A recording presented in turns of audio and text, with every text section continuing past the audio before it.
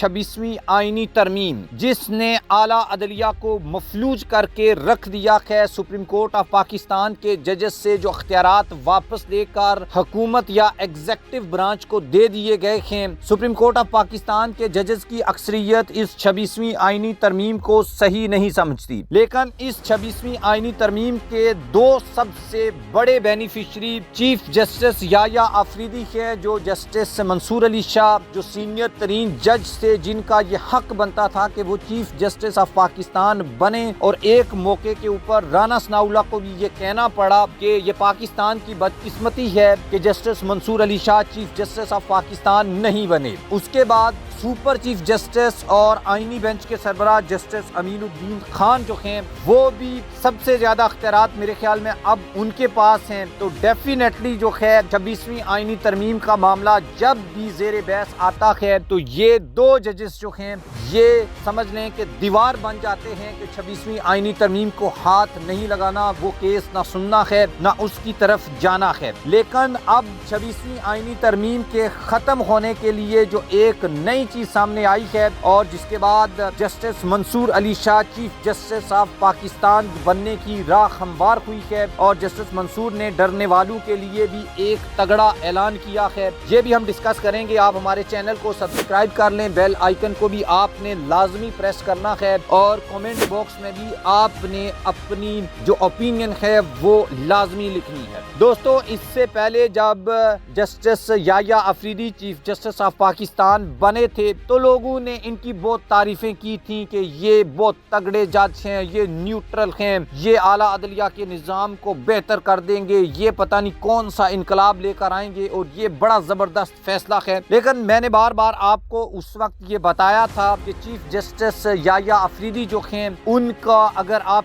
History دیکھیں، ان کے cases دیکھیں تو وہ وکٹوں کے دونوں طرف مبینہ طور کے اوپر کھیلنے کی کوشش کرتے ہیں، لیکن وہ چیف جسٹس آف پاکستان تو بن گئے وکٹوں کے دونوں طرف کھیل کر، لیکن اب سپریم کورٹ آف پاکستان کا جو سسٹم ہے وہ 26ویں آئینی ترمیم کے ساتھ چلانا، میرے خیال میں کوئی بھی جج ہو تو وہ یہ نہیں چلا سکتا سوائے اس سے کہ پہلے کہ وہ 26ویں آئینی ترمیم کو پہلے سٹرائک ڈاؤن کریں، اور اعلیٰ عدلیہ سے ایگزیکٹو نے جو اختیارات واپس لیے ہیں اعلیٰ عدلیہ اپنے وہ اختیارات واپس لے اور اس کے بعد جو ہے وہ معاملات کو آگے چلایا جائے۔ لیکن مسئلہ یہ ہے کہ 26ویں آئینی ترمیم اگر ختم ہوتی ہے، اگر تحلیل ہوتی ہے اور اس کی شنوائی ہوتی ہے اور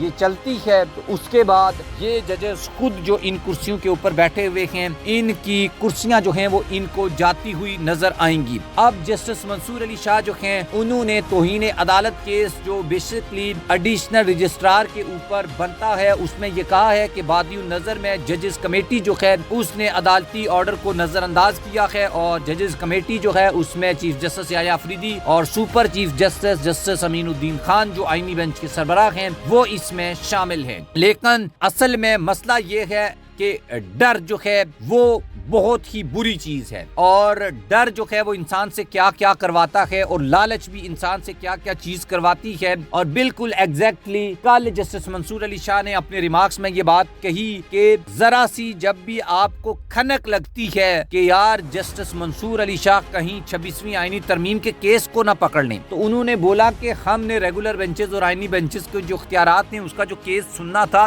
وہ تو ہمارے اپنے جو کیس ہے اس سے متعلق تھا، ہم تو اس کیس کو لے کر نہ تو 26ویں آئینی ترمیم کی طرف کوئی کام کر رہے تھے، لیکن جسٹس یحییٰ آفریدی جو چیف جسٹس ہیں، جسٹس امین الدین خان، انہوں نے جلدی جو ہے وہ کیس ہی اٹھا کر جو ریگولر بینچ ہے جسٹس منصور علی شاہ کا اس سے اٹھا کر آئینی بینچ کو ٹرانسفر کر دیا، اور اب اس کے اوپر مسئلہ بنا ہوا ہے، اور اس مسئلے میں اب یہ بھی باتیں سامنے آ رہی ہیں کہ اب ہو سکتا ہے کہ 26ویں آئینی ترمیم کے اوپر جو ایشو کھڑا ہوا ہے اور اس کے نتیجے میں 26ویں آئینی ترمیم جو ہے وہ ہی فارغ ہو جائے، اور جسٹس منصور علی شاہ صرف ایک کوشش کر رہے ہیں کہ کسی نہ کسی طریقے سے یہ معاملہ فل کورٹ میں چلا جائے، اور چیف جسٹس یحییٰ آفریدی اور جسٹس امین الدین خان کچھ بھی ہو جائے وہ 26ویں آئینی ترمیم کے مسئلے کو فل کورٹ میں نہیں جانے دیں گے، کیونکہ اگر یہ وہاں پر پہنچ گیا تو اس کو اڑ جانا ہے اور اس کے ساتھ انہوں کو بھی اڑ جانا ہے۔